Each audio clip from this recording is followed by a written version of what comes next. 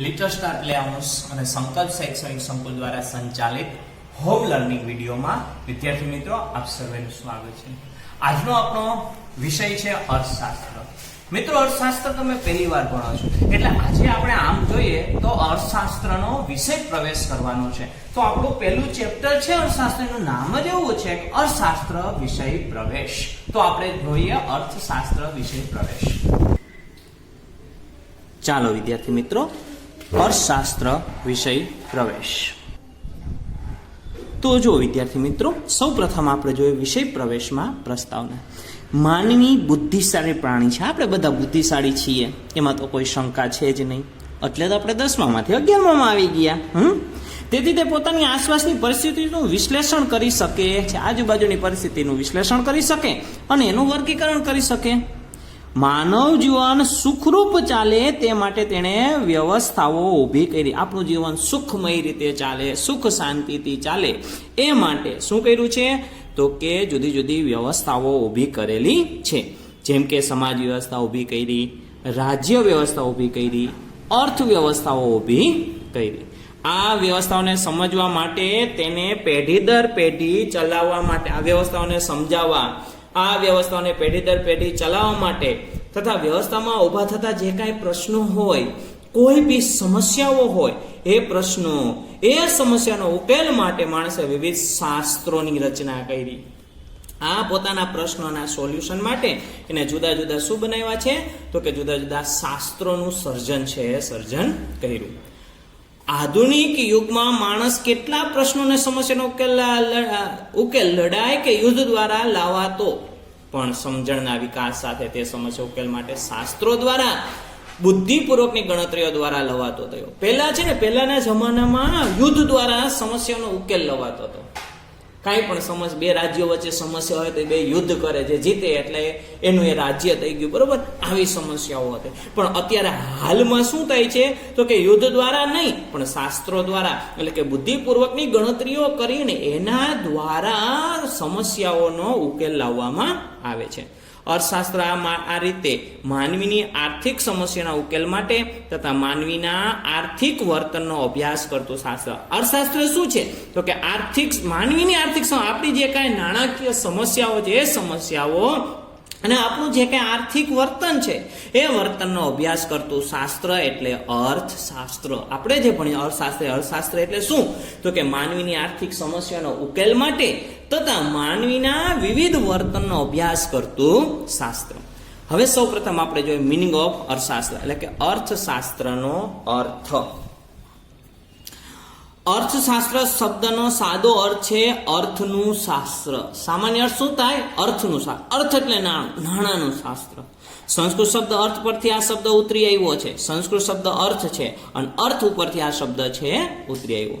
સંસ્કૃતમાં અર્થ શબ્દના અનેક અર્થ થાય, જેમાંનો એક અર્થ છે ઉદ્દેશ્ય, કશુંક મેળવવું, જે આધુનિક આર્થિક અર્થ સાથે વધારે સુસંગત છે। ઉદ્દેશ્ય એટલે શું? કંઈક મેળવવું, કંઈક પ્રાપ્ત કરવું। જે આધુનિક આર્થિક અર્થ છે એ આધુનિક આર્થિક અર્થ સાથે કેવું છે? સુસંગત એટલે મળતું આવતું છે। અંગ્રેજી શબ્દ ઇકોનોમિક ગ્રીક શબ્દ આઇકોનોમિક પરથી ઉતરી આવ્યો છે। આપણે અંગ્રેજીમાં કહીએ છીએ ઇકોનોમિક્સ। આ ઇકોનોમિક્સ ક્યાંથી ઉતરો તો કે ગ્રીક શબ્દ છે આઇકોનોમ્સ। આ આઇકોનોમ્સ ગ્રીક શબ્દ છે, એના ઉપરથી આ ઇકોનોમિક શબ્દ છે ઉતરી આવ્યો। પ્રાચીન ગ્રીસમાં ઘર વખરી, ઘર સામાન કે જે વ્યક્તિગત માલિકીનું હોય તેને આઇકોસ કહેતા। વ્યક્તિગત માલિકીની વસ્તુ આપણા ઘરની અંદર રહેલી છે, આપણી પોતાની માલિકીની છે, તો ગ્રીકની અંદર ને શું કહેતા? આઇકોસ કહેતા। અને આ ઘરના સરનામાનું વ્યવસ્થાપન કરતી રીતે નોમોસ કહેતા। ઘરના સરનામાનું જે વ્યવસ્થાપન કરતા હોય એને શું કહેતા? ગ્રીકમાં નોમોસ કહેતા। એના ઉપરથી શબ્દ આપણો આવ્યો ઇકોનોમિક્સ। આઇકો એટલે ઘર વખરી અને એનું સરનામું એટલે નોમોસ, એના ઉપરથી શબ્દ ઉતરી આવ્યો ઇકોનોમિક્સ। ઇકોનોમિક્સ એટલે કે અર્થશાસ્ત્ર। અર્થશાસ્ત્રનું ભારતીય ચિંતન જોઈએ, ઇકોનોમિક્સ ઇન ઇન્ડિયન થોટ્સ, ઇન્ડિયાના વિચારો। ભારતમાં સભ્યતા અને સંસ્કૃતિનો ઇતિહાસ આશરે 5000 વર્ષથી પણ વધુ વર્ષ જૂનો છે। જો ભારતમાં સભ્યતા અને સંસ્કૃતિનો ઇતિહાસ છે એ 5000 વર્ષથી પણ વધુ કેવો છે? જૂનો છે.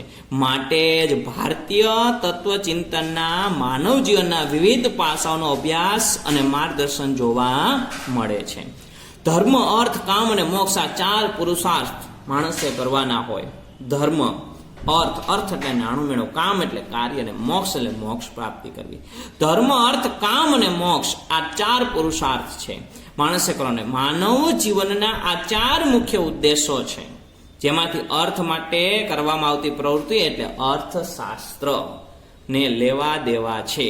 અર્થશાસ્ત્ર કોની એટલે લેવા દેવા છે? તો કે અર્થ એટલે કે અર્થ માટે કરવામાં આવતી પ્રવૃત્તિઓ છે, પ્રવૃત્તિઓ સાથે લેવા દેવા છે. લેવા દેવા છે ને કે એની સાથે સંબંધ છે. કશુંક મેળવવાની અપેક્ષા સાથે થતી પ્રવૃત્તિને અર્થપૂર્ણ પ્રવૃત્તિ, કંઈક મેળવવાની અપેક્ષા સાથે જે પ્રવૃત્તિ થાય એ પ્રવૃત્તિને અર્થપૂર્ણ પ્રવૃત્તિ કહેવાય. જીવન નિર્વાહ અને ભૌતિક સુખની પ્રાપ્તિ માટે અર્થોપાર્જન કરવું, જીવન નિર્વાહ ચલાવટ, આપણું જીવન જીવવા માટે ભૌતિક જે કઈ રાચ રચેલો નજર સામે દેખાય એ ભૌતિક સુખો પ્રાપ્ત કરવા માટે જે નાણું અર્થોપાર્જન કરવું પડે, એટલે કે નાણું મેળવવું પડે, નાણું કમાવવું પડે, એ માણસનું કર્તવ્ય છે. આશરે આપણે જોઈએ તો 2500 વર્ષ પહેલા, કેટલા વર્ષ પહેલા? તો કે આશરે 2500 વર્ષ પહેલા અર્થશાસ્ત્રના પોતાના પુસ્તકમાં કૌટિલ્ય, આજથી આશરે 2500 વર્ષ પહેલા અર્થશાસ્ત્ર નામનું કૌટિલ્ય પુસ્તક લખ્યું. અને એ પુસ્તકમાં કે જેનું બીજું નામ છે ચાણક્ય, તેમણે માનવીની આર્થિક પ્રવૃત્તિઓ માટેનું ચિંતન રજૂ કર્યું. માનવીની આર્થિક પ્રવૃત્તિઓ માટેનું શું કર્યું? ચિંતન છે રજૂ કર્યું. કેમાં? આશરે 2500 વર્ષ પહેલાનું ચાણક્યનું અર્થશાસ્ત્ર નામનું જે પુસ્તક છે, કૌટિલ્યનું અર્થશાસ્ત્ર નામનું પુસ્તક છે, એમાં માનવીની આર્થિક પ્રવૃત્તિઓ માટેનું ચિંતન છે કરવામાં આવ્યું. આ સંદર્ભમાં કૌટિલ્ય મતે મનુષ્યની વૃત્તિ અર્થ છે. મનુષ્યની વૃત્તિ છે, એ વૃત્તિ આપણે જે કાંઈ કાર્ય કરીએ છીએ એ અર્થ છે. અને મનુષ્યના વસવાટવાળી ભૂમિ અર્થ છે. વસવાટવાળી જે ભૂમિ છે એ પણ શું છે? અર્થ છે. તેવી પૃથ્વીના લાભ પાલનના ઉપાયો દર્શાવતું શાસ્ત્ર, આ પૃથ્વીના લાભ માટેના અને એના પાલન માટેના ઉપાયો દર્શાવતું જે શાસ્ત્ર છે, એ શાસ્ત્ર એટલે અર્થશાસ્ત્ર. કોના મતે? તો તે કૌટિલ્યના મતે. કૌટિલ્યના મતે અર્થશાસ્ત્ર કોને કહેવાય? તો કે મનુષ્યની વૃત્તિ અર્થ છે, મનુષ્યના વસવાટવાળી ભૂમિ અર્થ છે, તેવી પૃથ્વીના લાભ પાલનના ઉપાયો દર્શાવતું જે શાસ્ત્ર છે, આવી જે ભૂમિ છે એ ભૂમિના લાભ અને પાલનના ઉપાયો દર્શાવતું શાસ્ત્ર એ અર્થશાસ્ત્ર, આવું કૌટિલ્ય કહે છે. ત્યાર પછી જોઈએ તો કે ભારતીય ચિંતનમાં માનવ કલ્યાણનો સમગ્રતયા વિચાર થતો હતો. સમગ્રતયા એટલે કે સંપૂર્ણપણે વિચાર છે કરવામાં આવતો. આર્થિક પ્રવૃત્તિ પણ અર્થ કેન્દ્રિત ન રહેતા નૈતિક આધારો સાથે સમગ્ર માનવ કલ્યાણને ધ્યાનમાં રાખીને થાય છે. અર્થ કેન્દ્રિત નથી, પરંતુ સમગ્ર માનવ કલ્યાણને ધ્યાનમાં રાખી અને આર્થિક પ્રવૃત્તિઓ થતી હોય. માટે ચાણક્યના અર્થશાસ્ત્રમાં નીતિશાસ્ત્રની પણ અસર જોવા મળે. કારણ કે માનવ કલ્યાણને પણ ધ્યાનમાં રહેવાય છે. માનવ કલ્યાણને ધ્યાનમાં રખાય એટલે એ નીતિશાસ્ત્ર સુસંગત વસ્તુ થાય. એટલે ચાણક્યનું અર્થશાસ્ત્રમાં શું છે? તો કે નીતિશાસ્ત્રની પણ અસર જોવા મળે છે. વળી ચાણક્યના મોટાભાગના આર્થિક વિચારોમાં જાહેર અને સામૂહિક વર્તનવાળી આર્થિક પ્રવૃત્તિ જ કેન્દ્ર સ્થાને છે. ચાણક્યના આર્થિક વિચારો છે એમાં જાહેર અને સામૂહિક વર્તન છે, એ જાહેર અને સામૂહિક વર્તનવાળી આર્થિક પ્રવૃત્તિઓ હોય એ જે કેન્દ્ર સ્થાને છે રાખેલી છે. ખાસ તો રાજાશાહી રાજ્ય વ્યવસ્થા, એ સમય રાજાશાહી રાજ્ય વ્યવસ્થા હતી. તો રાજાશાહી રાજ્ય વ્યવસ્થા અને કૃષિ પ્રધાન અર્થવ્યવસ્થાને ધ્યાનમાં રાખી અને આર્થિક બાબતોનું માર્ગદર્શન છે કૌટિલ્ય આપેલું છે.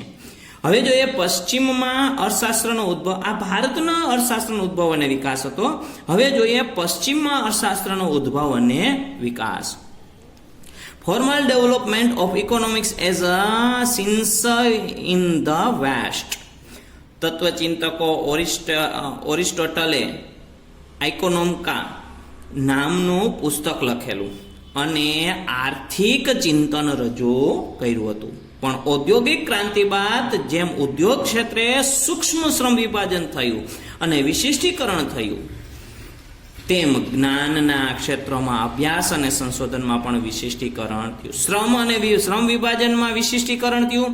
કોઈ પણ કામ એક વ્યક્તિ દ્વારા થાય અને તેમાં જ તે કુશળતા મેળવે. એક કામ એક જ વ્યક્તિ કરે એને શ્રમ વિભાજન કહેવાય, અને એમાં કુશળતા મેળવે એને વિશિષ્ટીકરણ કહેવાય. તેમ જ્ઞાનના ક્ષેત્રમાં અભ્યાસ અને સંશોધનમાં પણ વિશિષ્ટીકરણ થતું જોવા મળે.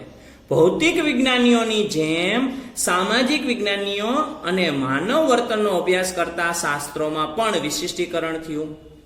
ભૌતિક વિજ્ઞાનમાં વિશિષ્ટીકરણ જોવા મળ્યું, સામાજિક વિજ્ઞાનમાં માનવ વર્તનનો અભ્યાસ કરતા જે કાંઈ શાસ્ત્રો છે, હ્યુમન શાસ્ત્રો, એમાં પણ વિશિષ્ટીકરણ છે થયેલું જોવા મળે છે. અભ્યાસની પદ્ધતિ માત્ર તર્ક અને કલ્પના આધીન ન રહેતા, તર્ક અને કલ્પના આધીન ન રહેતા પ્રયોગ અને ચકાસણી આધારિત વૈજ્ઞાનિક પદ્ધતિથી અભ્યાસ શરૂ થયા. તર્કને આધારે થયા, કલ્પના આધારિત તર્ક કલ્પના નહીં પણ પ્રયોગો કરી, ચકાસણી કરીને એને આધારે અભ્યાસો છે શરૂ થયા.